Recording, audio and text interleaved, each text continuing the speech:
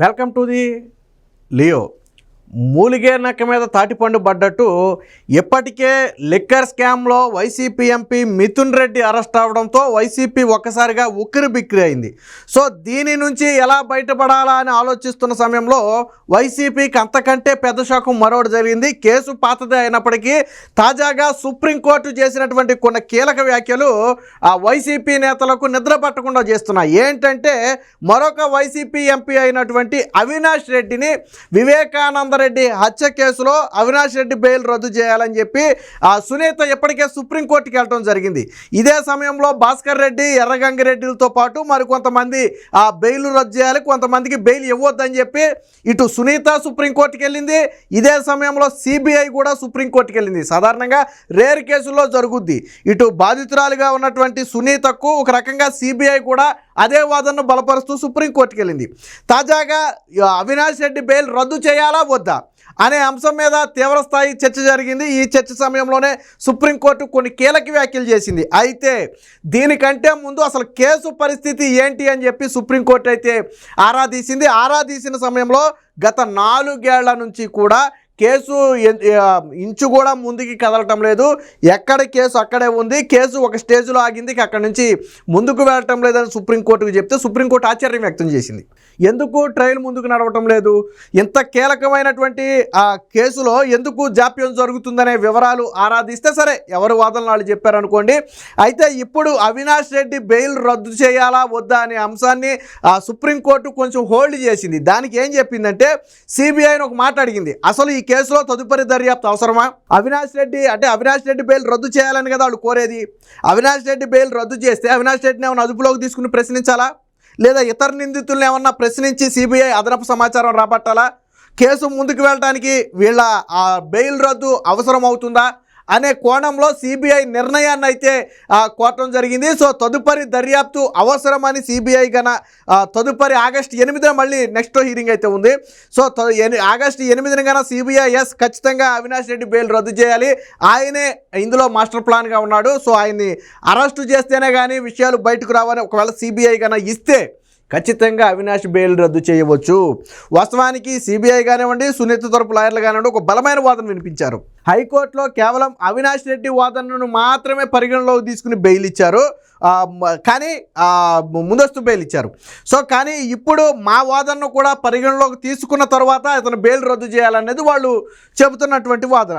So దీనికి ముందుగానే అసలు కేసు ఎందుకు ఆగిపోయిందనే విషయంలో సుప్రీంకోర్టు ఒక రకంగా కొద్దిగా అసంతృప్తి కూడా వ్యక్తం చేయడంతో పాటు అటు సిబిఐ తరపు లాయర్లని అలాగే ఇటు అవినాష్ రెడ్డి తరపు లాయర్లతో పాటు ఎవరైతే సునీత తరపు వాదిస్తున్నారో సో ముగ్గురి లాయర్లను కూడా సుప్రీంకోర్టు అయితే కొన్ని కీలక ప్రశ్నలు అయితే అడగడం జరిగింది. సరే ఎవరు వాదనలు చెప్పారో అయితే అవినాష్ రెడ్డి తరపు లాయర్ వాదిస్తూ కేసు ఎందుకు ఆగింది అనే దానికి ఆయన ఒక కారణం చెప్పాడు.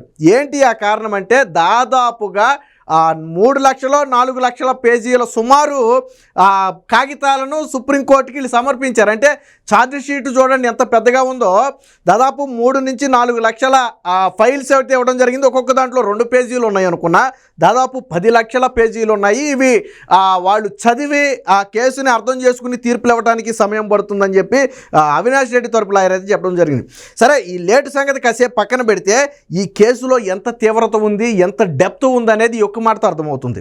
దాదాపుగా 10 లక్షల కాగితాలను కోర్టుకే సమర్పించారు అంటే ఇందులో ఎంత సమాచారం సేకరించుంటారో మనం ఒకసారి అర్థం చేసుకోవచ్చు. వాస్తవానికి నిజంగా 10 లక్షల కాగితాలు చదవటం అనేది కోర్టుకి ఇబ్బందికరంగా మారుండొచ్చు, నేను కాదనట్లేదు. సో దానికి సుప్రీంకోర్టు కూడా జోక్యం చేసుకుని ఏం చెప్పిందంటే అందుకనే నేను సిబిఐ నిర్ణయాన్ని అడుగుతున్నాను, సిబిఐ ఎటువంటి నిర్ణయం తీసుకుంటుందో తరువాత మేము ఆదేశిస్తామని చెప్పింది. ఇంకొక విషయం కూడా చెప్పింది, కేసు 4 ఏళ్ల నుంచి ఆగిపోయిందని చెప్పాం కదా, సో దాన్ని మూవ్ చేయడానికి తదుపరి ఆదేశాలు ఇస్తామనే విషయాన్ని కూడా ఇక్కడ సుప్రీంకోర్టు చాలా స్పష్టంగా చెప్పింది. అయితే సిబిఐ తదుపరి ఏదైతే అఫిడవిట్ దాఖలు చేస్తుందో ఆ అఫిడవిట్ని బేస్ చేసుకుని సిబిఐ ఏం కావాలంటుందో దాన్ని బేస్ చేసుకుని తదుపరి ఆదేశాలు అయితే ఇస్తుంది. ఖచ్చితంగా కేసునైతే ముందుకు నడపాలనే ఆదేశాలు స్పష్టంగా రాబోతున్నాయి. ఈ విషయాన్ని నిన్న సూచాయిగా సుప్రీంకోర్టే చెప్పడం జరిగింది. దీనికి సంబంధించిన వార్త కూడా ఒకటి వచ్చింది, ఒకసారి చూద్దాం. సో ఇది వివేకా కేసులో తదుపరి దర్యాప్తు అవసరమా కాదా, మీ అభిప్రాయం చెప్పండి. సిబిఐకి సుప్రీంకోర్టు ఆదేశం,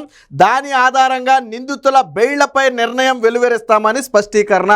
సో ఇప్పుడు సిబిఐ నిర్ణయం మీద అవినాష్ రెడ్డి భాగవతం అంతా కూడా ఆధారపడి ఉంది. అవినాష్ రెడ్డి జీవితం ఇప్పుడు సిబిఐ చేతిలో ఉందని చెప్పొచ్చు. ఖచ్చితంగా అవినాష్ రెడ్డి బెయిల్ రద్దు చేయాలి, ఆయన్ని అరెస్టు చేసి విచారణ చేయాలని సిబిఐ గన కోర్టులో అఫిడవిట్ దాఖలు చేస్తే ఖచ్చితంగా ఆ దిశగా కోర్టు ఒక నిర్ణయం తీసుకునే అవకాశం ఉంది. అందుకనే కేసు ఎక్కడ దాకా వచ్చింది, కేసులో తదుపరి దర్యాప్తు ఇంకా అవసరం ఉందా, లేదా ఆల్మోస్ట్ దర్యాప్తు అంతా క్లోజ్ చేసేసి ఫైనల్ రిపోర్ట్ సబ్మిట్ చేయడానికి మీరు సిద్ధంగా ఉన్నారా అనే కోణంలో కోర్టు అయితే ప్రశ్నించింది. బట్ వాస్తవానికి ఈ ప్రశ్నకు సమాధానం నిన్న జరిగిన వాదనలోనే ఉంది. ఖచ్చితంగా అవినాష్ రెడ్డి బెయిల్ రద్దు చేయాలి, ఆయన కేసుని ప్రభావితం చేసే అవకాశం ఉందని చెప్పి నిన్న సునీత తరపు లాయర్లు కూడా దాదాపుగా వాదించడం జరిగింది. నేను ఇందాకే చెప్పినట్టు హైకోర్టులో వన్ సైడ్ వాదనలతో బెయిల్ ఇచ్చారు. సో మా వాదనలు కూడా విన్న తరువాత నిర్ణయం తీసుకోవాలని చెప్పి నిన్న చెప్తే దాంతో సుప్రీంకోర్టు కూడా దాదాపుగా వాళ్ళ వాదనతో ఏకీభవించింది. అయితే సిబిఐ దర్యాప్తు సంస్థ సిబిఐ కాబట్టి సిబిఐ నిర్ణయానికి అనుగుణంగా మేము తదుపరి ఆదేశాలు ఇస్తామని చెప్పి స్పష్టంగా అయితే చెప్పడం జరిగింది. మాజీ మంత్రి వివేకానంద రెడ్డి హత్య కేసులో తదుపరి దర్యాప్తు అవసరమా లేదా చెప్పాలంటూ సిబిఐని సుప్రీంకోర్టు ఆదేశించింది. దాని ఆధారంగా నిందితుల బెయిల్ మంజూరు పిటిషన్లపై విచారణ చేపడతామని చెప్పింది. కేసులో నిందితులైనటువంటి అవినాష్ రెడ్డి, శివశంకర్ రెడ్డి, భాస్కర్ రెడ్డి బెయిల్ రద్దు చేయాలని, అలాగే ఎర్రగంగిరెడ్డి ఆల్రెడీ అరెస్ట్ అయ్యి జైల్లో ఉన్నాడు.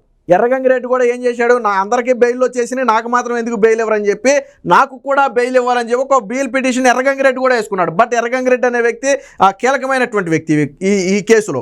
సో ఎర్రగంగిరెడ్డి బెయిల్కి ఇవ్వద్దని అంతిమ కుట్రదారులు తేల్చేలా దర్యాప్తు కొనసాగించాలని చెప్పి వివేక కుమార్తె సునీత అయితే పిటిషన్ వేశారు.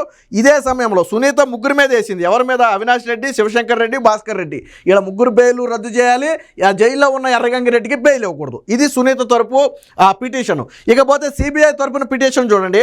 సునీల్ యాదవ్, ఉదయ్ కుమార్ రెడ్డి, భాస్కర్ రెడ్డి బెయిల్ రద్దుపరచాలని చెప్పి సిబిఐ పిటిషన్ దాఖలు చేసింది. అంటే మొత్తంగా 6 బెయిల్ రద్దు చేయాలనేది నిన్న సుప్రీంకోర్టులో వాళ్ళు వేసినటువంటి 2 పిటిషన్ల తాలూకా వివరణ. సునీత ఒక 3 బెయిల్ రద్దు చేయాలంది, సిబిఐ మరొక 3 బెయిల్ రద్దు చేయాలంది. సో ఇది నిన్న జరిగింది. ఇదే సమయంలో ఎర్రగంగిరెడ్డి కూడా తనకు బెయిల్ ఇవ్వాలని చెప్పి పిటిషన్ వేశారు. మొత్తంగా 11 పిటిషన్లు, ఎర్రగంగిరెడ్డి బెయిల్ పిటిషన్తో కలిపి మొత్తం 11 పిటిషన్లు. సో దీనికి నిన్న జస్టిస్ సుందరేష్ జస్టిస్ అలాగే కోటేశ్వర్ సింగులతో కూడిన ధర్మాసనం విచారణ చేపట్టింది. కేసు ప్రస్తుత పరిస్థితి ఏంటి, సిబిఐ ఎలా ముందుకు వెళ్ళాలి అనుకుంటుంది తెలుసుకోవాలనుకుంటున్నాం, ఆ ప్రకారం తదుపరి ఉత్తర్వులు ఇస్తామని చెప్పి చెప్పడం అయితే జరిగింది. సో ఇక దీనికి సంబంధించిన మరొక వార్త కూడా వచ్చింది, ఒకసారి చూద్దాం. సో ఇక్కడ చూడండి, నిన్న కోర్టు చేసిన కొన్ని కీలక వ్యాఖ్యలు చూడండి. మనం ఇప్పుడు ట్రయల్ కోర్టు ప్రొసీడింగ్స్ను క్రియాశీలకం చేయాలి, లేదంటే కేసు అనిశ్చితిలోకి కొనసాగుతుంది. అందువల్ల 207 స్టేజ్ నుంచి ప్రొసీడింగ్స్ ముందుకు వెళ్ళొచ్చని సంకేతం ఇస్తామని ఈ వ్యాఖ్య చేసింది ఎవరంటే నిన్న సుప్రీంకోర్టు చేసింది. వాస్తవానికి కేసు ఎక్కడ ఆగింది అంటే 207 స్టేజ్ దగ్గర కేసు ఆగింది. గత 4 ఏళ్ల నుంచి కూడా అదే స్టేజ్ దగ్గర ఉంది కేసు. ఇదే విషయాన్ని నిన్న సుప్రీంకోర్టుకు చెప్తే సుప్రీంకోర్టు ఆశ్చర్యం వ్యక్తం చేసింది. 4 ఏళ్ల నుంచి ఇంచు కూడా ముందుకు గెలకపోతే ఏమవుతుంది కేసు? ఇక్కడ చూడండి సుప్రీంకోర్టు ఏం చెప్పిందో చూడండి. ఈ ట్రయల్ కోర్టు ప్రొసీడింగ్స్ని క్రియాశీలకం చేయాలి, లేకపోతే కేసే అనిశ్చితిలో కొనసాగుతుంది. అంటే దాదాపుగా కేసు కనుమరుగయ్యే ప్రమాదం కూడా ఉందనేది నిన్న సుప్రీంకోర్టు అభిప్రాయం. దీంతో ఏం చెప్పింది, ఈ ఎక్కడైతే కేసు ఆగిందో అక్కడి నుంచి ముందుకు వెళ్ళటానికి మేము తగిన ఆదేశాలు ఇస్తామని చెప్పి స్పష్టంగా చెప్పింది. తదుపరి దర్యాప్తు కోరుతూ తాము దాఖలు చేసిన పిటిషన్ పెండింగ్లో ఉన్నట్లు పిటిషనర్ సునీత చెబుతున్నందున దర్యాప్తు కావాలనుకుంటున్నారా లేదా అన్న దానిపై మీరు స్పష్టత ఇవ్వండి. ఆ ప్రకారం పిటిషనర్ అప్లికేషన్ను పరిగణలోకి తీసుకుని మెరిట్స్ ఆధారంగా నిర్ణయం తీసుకోవాలని ట్రయల్ కోర్టుకు చెబుతాం. దర్యాప్తు ఏజెన్సీని మీ అభిప్రాయం కావాలి అని సిబిఐ న్యాయవాదిని ప్రశ్నించగా ఆయన కొద్దిగా సమయం కావాలి, నేను సిబిఐ అధికారులతో మాట్లాడి చెప్తానని చెప్పారు. సో ఈ అవినాష్ రెడ్డి తరపు న్యాయవాది చెప్పింది ఏంటో చూడండి. 4,77,800 సాఫ్ట్ ఫైల్స్ను కోర్టుకు సమర్పించారు. ఒక్కొక్క దాంట్లో 2 పేజీలు ఉన్నాయి అనుకున్నా, దాదాపుగా 10 లక్షల పేజీలు ఉన్నాయి. అది అందుకనే కేసు లేట్ అవుతుందని స్వయంగా ఆయనే చెప్పాడు. అంటే కేసు తీవ్రత ఎంత తీవ్రంగా ఉందనేది వీళ్ళు సమర్పించినప్పుడు ఈ సాఫ్ట్ ఫైల్స్ని బట్టి మనకి అర్థమవుతుంది. మొత్తంగా ఈ ఆగస్టు 8వ తారీఖున తదుపరి విచారణ అయితే ఉన్న నేపథ్యంలో సిబిఐ కనుక ఖచ్చితంగా వీరి బెయిల్ రద్దు చేయాలి, ఎర్రగంగిరెడ్డికి బెయిల్ ఇవ్వద్దు, కేసులో తదుపరి దర్యాప్తు అవసరం, అవినాష్ రెడ్డి పాత్ర ఉందని మా దగ్గర ఆధారాలు ఉన్నాయి కాబట్టి అవినాష్ రెడ్డిని కూడా మేము విచారించాలి అని సుప్రీంకోర్టులో కనుక సిబిఐ వాదిస్తే ఖచ్చితంగా అవినాష్ రెడ్డి బెయిల్ రద్దు అయ్యే అవకాశమే ఎక్కువగా కనపడుతుంది. ఇదే సమయంలో ఎక్కడైతే కేసు ఆగిపోయిందో అక్కడ నుంచి ముందుకు కదలడానికి కూడా సుప్రీంకోర్టు ఆదేశాలు ఇస్తామని ఇప్పటికే చెప్పిన నేపథ్యంలో ఇప్పుడు వైసీపీకి తీవ్ర ఉత్కంఠ అనమాట. ఒక రకంగా ఇందాక చెప్పినట్టు మిథున్ రెడ్డి అరెస్ట్ ఒక పక్క అయితే, రేపో మాపు అవినాష్ రెడ్డి అరెస్ట్ అవుతాడనే భయం మరో పక్క. అంటే ఒక రకంగా జగన్మోహన్ రెడ్డిని సమస్యల సుడిగుండం చుట్టుముట్టింది. ఖచ్చితంగా జగన్మోహన్ రెడ్డి మెడకు ఉచ్చు బిగిసిపోతుంది. అటు లిక్కర్ కేసులో జగన్మోహన్ రెడ్డి పేరు ఆల్రెడీ బయటకు వచ్చేసింది. ఇప్పుడు రేపు ఒకవేళ వివేకానంద రెడ్డి కేసులో ఆల్రెడీ ఇప్పటికే తాడేపల్లి ప్యాలెస్కు నోటీసులు వెళ్ళాయి. రేపు అందులో కానీ ఏదైనా ఒక పేరు బయటకు వస్తే ఆల్మోస్ట్ దాదాపుగా జగన్మోహన్ రెడ్డి రాజకీయ జీవితం మొత్తం కూడా సమాధయ్యే అవకాశం ఉంది. ఏది ఏమైనా ఆగస్టు 8న జరగబోయే తదుపరి విచారణలో ఖచ్చితంగా అవినాష్ రెడ్డి బెయిల్ రద్దు చేసే అవకాశాలు ఎక్కువగా కనపడుతున్నాయని న్యాయవర్గాల్లో చర్చ నడుస్తుంది. Please subscribe to Leo news for more videos.